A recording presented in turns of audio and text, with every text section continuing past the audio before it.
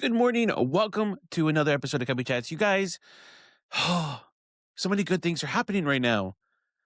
I loved the Stranger Things Tales from 85 teaser. It got me really excited, really revamped into the franchise because it looks like it's going to be back to kind of that nostalgic era. We lost a lot of that actually. I feel like after season 3. After season 3 was a huge turning point. The deaths in the show were a lot more gruesome. Everything was a lot more darker. They still mixed in, obviously, like with our favorite characters, they still mixed in a lot of humor, but it definitely took a way darker turn starting with season 4 and in season 5. And you kind of lose that little passion of the 80s and growing up. And obviously, you have to, I guess, at some point because the kids are growing up in the story as well. But I think from season 1 through 3, that was like the pinnacle of being a childhood, and I think that's where a lot of the magic for Stranger Things was. I know season 4 was, like, a huge season because Dear Billy is arguably the best episode of the entire franchise, and there were just so many great iconic moments from season 4, but, yeah, it lost a little bit of magic, and I say that because the crew is split up. You've got Eleven and her crew, well, 11 and I guess Papa and, like, all the lab people, then the California crew, then the Hawkins crew. So it's just just a really different dynamic for season 4. The deaths were darker, but then you have big moments like Max levitating, Max running out of Vecna's lair, Eddie and Dustin on top of the trailer jamming out to Master of Puppets. But yeah, I think there's a huge disconnect. But Stranger Things Tales from 85, the trailer is here. We'll watch it together. For you guys listening, you'll listen to it. And I think it's gonna capture I think it's gonna bring us back. Now, obviously, I do wanna say this too. They filmed this uh, they did the voice for this a couple of years ago.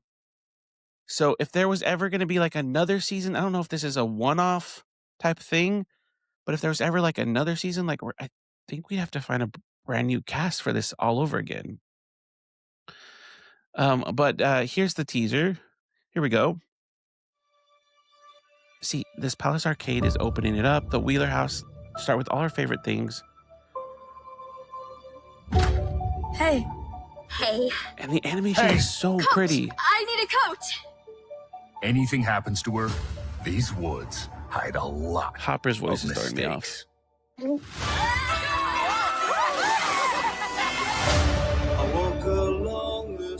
But now the soundtrack. The soundtrack, we've got Lucas and Max. The big snowstorm is coming next week. That's when we'll start the campaign.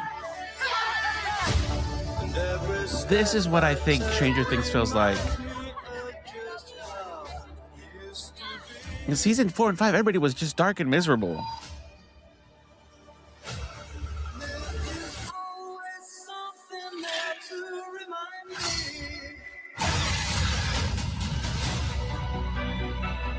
There's also a callback to season 1 with those suits. Last year. Looks like it's mutating.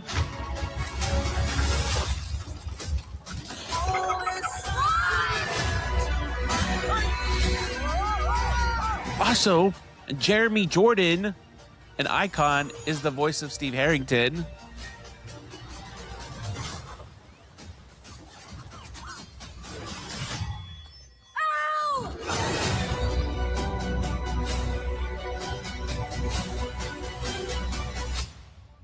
Now, I will say, whoever did that L always had a scream, crush the on voice you of too, Mike Nancy. Wheeler, that sounds like Finn. No, I mean Natalie. Natalie. So that's the first teaser we've got. April 23rd is when that show drops. I'm so excited. This is like I feel invigorated again for the franchise. I didn't hate season 4. It's just not my favorite. And part 1 of season 5 carried season 5 because part 2 and part 3 were kind of a letdown. But I gotta know, you guys gotta comment. What are you thinking? Does it re-energize you for the franchise? I know a lot of people are split. Some people are like, I'm done with the franchise. It ends for me. Season 4 is the final season. For me, some people are like, "I love the season 5, and I can't wait to see more." So I feel good. I'm excited for this, and I think it's the same animators who did Arcane, which is beautiful too. And like I said before, I see this every time I talk about Tales from 85. I'm ready to see the Happy Meal toys. And I will you guys, we gotta talk about Happy Meal toys real quick. I'm going on a tangent. Why did McDonald's and Burger King, why did their toys go down so freaking bad? Is it capitalism? Because when I was growing up, we had awesome, awesome toys. And not only that, we had huge toys. Like my Power Ranger toys, which we're gonna talk about Power Rangers in a second. I was building a whole freaking Megazord when the Power Ranger movie came out. And now I look at what my kids get, and it's like a croc charm. It's a little like I think they're called changeables, which is like a play on Transformers. And you guys, the toy's not doing anything. You can lift the hat over its eyes and above its eyes. That's it. And like for the Disney toys, they're just like little statues. We were getting Beanie Babies, Furbies out of McDonald's. And then you think about Burger King, I was getting the Backstreet Boys CD from Burger King. I was getting gold-plated Pokemon cards from Burger King. And now these toys they're not even in the same realm. The toys suck now. The coolest thing that McDonald's has done is the Pokemon cards and the Pokemon Happy Meals. That's the coolest thing they've done. Like, come on. Even Pizza Hut, you were getting free books. Where is it? Where's the value? There is no value because they got rid of the dollar menu too. Anyways, I saw on TikTok this past week, doom scrolling, um, on my back, legs wide open, doom scrolling. Somebody was talking about Power Rangers and how, what do you do if you don't like the color you get? And that sent me down a rabbit hole and spiraling because I'm like, yeah, what do you do? Because let's hypothetically, I think if we were in the world of Power Rangers, I definitely think I would be one. Now, here's the problem.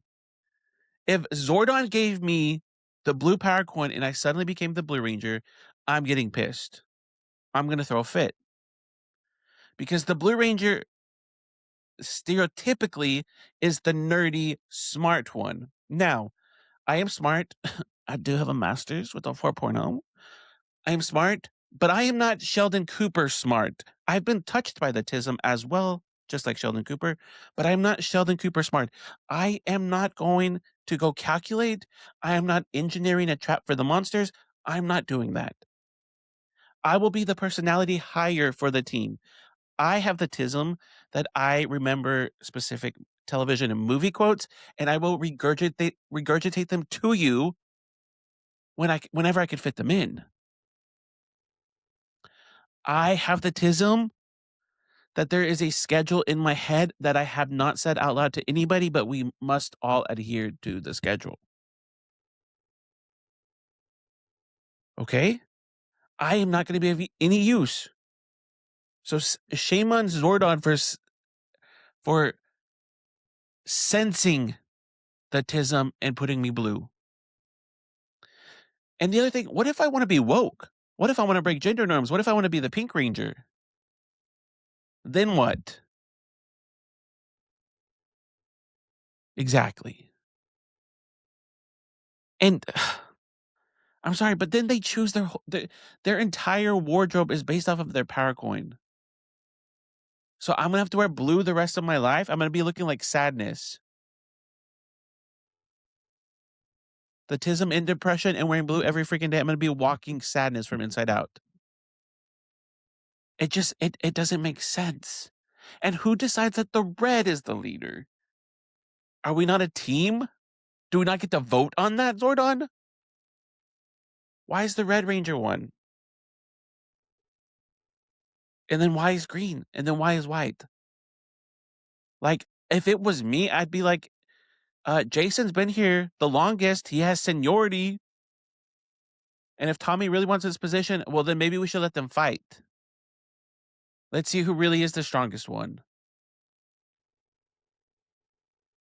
And while we're at it, if you're going to sign me blue, I need to test blue out. I need to see how I fight in the blue skin. Just like in Fortnite, I got to be switching my skins to see which one I'm performing best in. Because, and like, can we not switch paracorns? Because what if one day, what if I do want to be woke one day? What if I want to try what if I'm a bow and arrow expert? Like, then I need to be pink. Then I need to go get the pink Ranger's weapon. Like, they never tried. I just think they don't know what they're good at. Trini had the daggers. But what if she would have been great with Billy's staff? What if she would have been great with Jason's sword? Trini could have definitely led the Rangers. She would have been a great Red Ranger. Anyways, that's a huge tangent. And while we're talking about Power Rangers, you guys, I know it wasn't you guys directly, but when I'm saying y'all, I mean the universe. Y'all really fucked us over because the 2017 Power Rangers movie was phenomenal, and we were going to be set up for 6 more Power Ranger movies. So here is RJ Seiler talking with Joel Volpes on TikTok about this universe expanding. Supposed to be 6 films. Yeah. And then There were supposed to be 6 films? yeah. And then Tommy was supposed to come in the second one. And he was Damn. going to be the Green Ranger. Yeah. But it was such a it was definitely a Power Rangers world. Ugh. Like, you know how the Avengers have their world. We were gonna have Yeah, a Power the Ranger cinematic universe. of Power Rangers. Yeah, exactly. That's what they were going for. So there were concepts of it and like Yeah. groundwork for what was going to happen. Yeah. And Dean would have been like the next James Gunn. Because he's really, I feel like he's the only He's talking about the only director. other director that gets the universe, and kind of how. So anyways, he goes on and gives Dean his props. We could have had 6 films. And I get it, because originally when I watched it in theaters, I was like, okay, this Power Ranger movie is a little bit off because they don't even morph until like the last 20-ish minutes of the movie. But the rest of the film is about them finding themselves and coming to terms with becoming a ranger and kind of accepting themselves individually and as a team so that they can morph. Dacre Montgomery is in that. Billy Hargrove from Stranger Things. He's absolutely fantastic in it. The entire cast is all there except for, sorry, Becky G. Your Trini was not great. And I don't think people appreciate Elizabeth Banks. I'm going to double check myself here. But yeah, Elizabeth, because I always get Elizabeth Banks and Elizabeth. But it is, it is Elizabeth Banks. She delivered one of the best villain roles ever. Elizabeth Banks was the best Rita Repulsa. She was scary. It was scary, grisly, just absolutely vile. She looked great. The costume was great. And I still quote when she's like robbing them, "Lady, I like the sound of lady." So good. But no, people can't look past it. I went and rewatched Power Rangers. And we were robbed. We were so robbed. But anyways, nothing we can do about it now. But let's hope that I think Hasbro and Disney Plus have gotten the rights to it. So hopefully we're on the right track. Hopefully Power Rangers will come back in a great positive way. Although in my opinion, they haven't been able to top Power Rangers in space. But anyways. All right. Let's get to some movie talk. I went with Mrs. Cubbie, which was great. We went to go watch Rachel McAdams, Dylan O'Brien's new movie, Send Help, directed by Sam Raimi. You guys, this is the first perfect movie of the year. Now, it is a horror film, and Mrs. Cubbie does not like horror at all.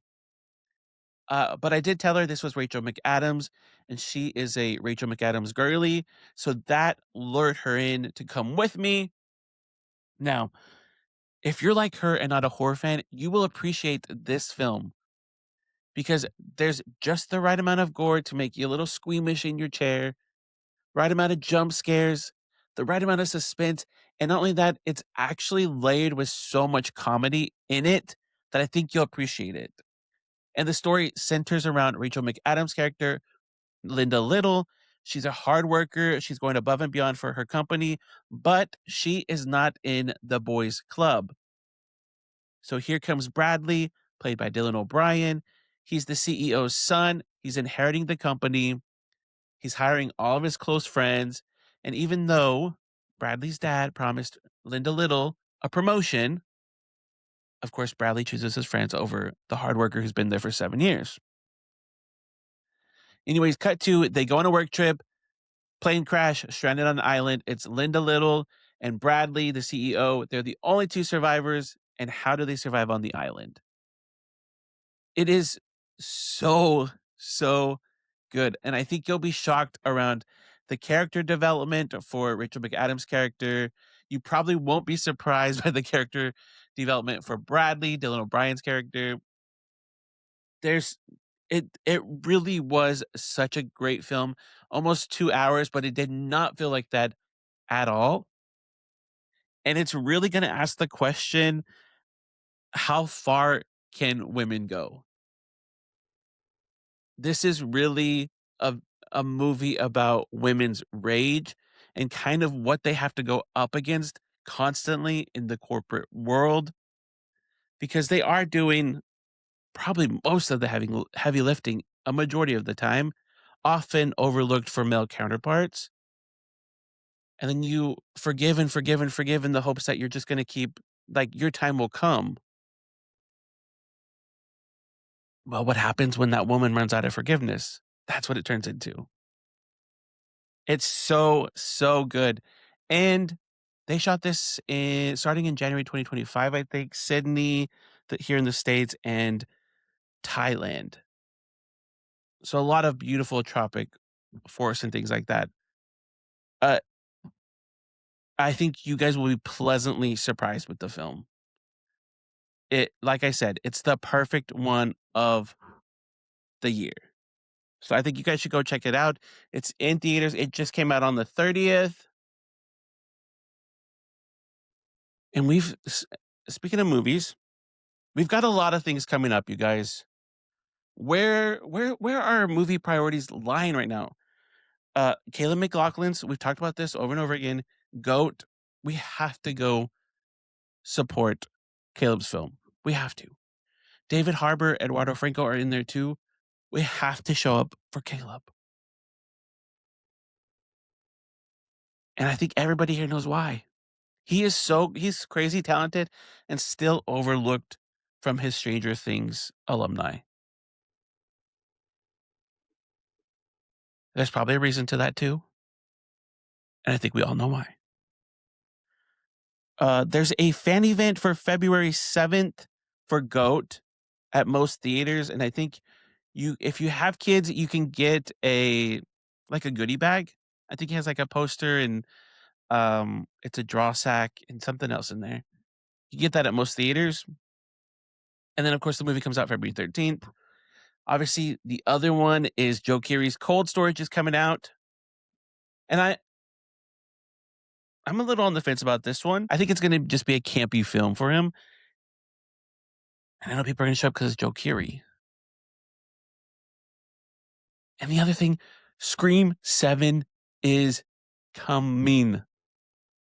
They are throwing so much material at us from the original Scream. And Matthew Lillard is in there, who was an original Ghostface with Skeet. And it just makes me think, is it going to be Matthew Lillard Ghostface 2.0? Is it going to be that? Or is that just too obvious? Is he rehabilitated? I mean, it's obvious, so I feel like there's going to be a twist with it, but it's so great to see him back in that franchise. People are going to hate me. Don't hate me too bad for this. I hated Scream 5 and Scream 6. I thought they were terrible. Scream 5, we had Ghostface killers killing because they didn't like the source material for the Stab movies, and they thought they needed to revamp it and give the movie studios fresh material. That's kind of why Amanda and Richie were Ghostface. Kind of stupid. And then you cut to Scream 6. It's just even worse. I think what's worse, I think what I don't like about the movies is they didn't give those characters, all the side characters, everybody, they didn't give us anything to like about them. And I really don't think you can make a film without Neve Campbell. She's the face of Scream. So it feels weird to have a film without her. And that's why I can't appreciate Scream 6 either. And then I think too, like, okay, Richie's dad, family become the killers. Oh my God. Spoiler alert if you guys haven't seen, I'm just rambling here. Richie's dad becomes the Ghostface killer because they murdered Richie because Richie was killing them. So Richie's a murderer, and the dad is mad at them for killing Richie, who's trying to kill them. That doesn't make sense. So I thought the killer sucked. So if I had to rank, here's my Scream ranking right now. Last place, Scream 5. Fifth place, Scream 6. Fourth place, this is where it gets a little tricky, but I'm going to say Scream 3 because it was like a movie within a movie, actors within actors, because they start the filming for Stab, then you've got the girl playing Sydney, the girl playing Gail, and it's just, yeah, different layers. It was okay. Then number three is going to be Scream 2. That college scene where they're doing the play scares me every time. Even now that I'm grown, it's still scary. And then and then in position number 2, it's going to be Scream 4. Because I did not see that killer coming at all. The first time I watched Scream 4, mouth on the floor, I could not believe who the killer was. I never saw it coming. And that is exactly why.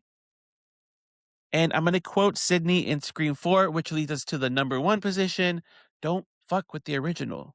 The original Scream is number 1. Just so many unexpected things when I first watched it. Drew Barrymore's character getting killed in the first, 5-10 minutes? That's terrifying. Because she runs, you think she makes it, her parents are right there. Her parents are so close. And then the mom hears her on the phone. That's some gut-wrenching stuff right there. And then obviously Sydney finds out how strong she is, and I love that this is really kind of the first time in a long time when you think about where Scream is at, that we had a really badass female survivor who was I mean, a lot of these, female survivors, they're so great and they can get away and things like that. But to have them fight back, to see her fighting back, that was so impressive. Matthew Lillard and Skeet Ulrich, they in that last 20 minutes when we find out they're the killers, that is terrifying. When Matthew Lillard is bleeding and is like, "I'm getting woozy, man," it scares me in such a visceral way, and I don't know why. But that's why Scream 1 is the best one. And I am so excited for Scream 7 because the trailer makes it look so good. The trailer did its job. That's what it's supposed to do. I'm so excited for it. I cannot wait. So you guys got to let me know, what are you excited? GOAT, Scream 7, Cold Storage, what's on your list? All three? I cannot wait. Let me know what you think about Power Rangers. Like, what are you going to do? Are you going to ask to be reassigned your color? Are you just going to accept it? Let me know your thoughts. Also, I realized you guys can comment about the episode on Spotify. So throw some comments on there because now I know how to check them and I know how to respond to them. And apologies that I didn't learn it faster. But I did go back and try to respond to everybody here recently, so I can respond to you on Spotify now, apparently. You guys, please do me a favor, share the podcast with a friend. We're chatting nerdy stuff all the time. I've got some great ideas coming up for this podcast. So drop a comment, subscribe, hit the follow, drop a 5-star rating for us. We can only take over the world with your help. I can only take over the world with your help. And I can't wait to meet other fellow nerds who love film, who love TV, who love collecting. And I only get to do that because of you guys. So thank you guys so much for the support. Thank you guys so much for hanging out with me this Wednesday. And I will see you guys next week. And for right now, that's all I got.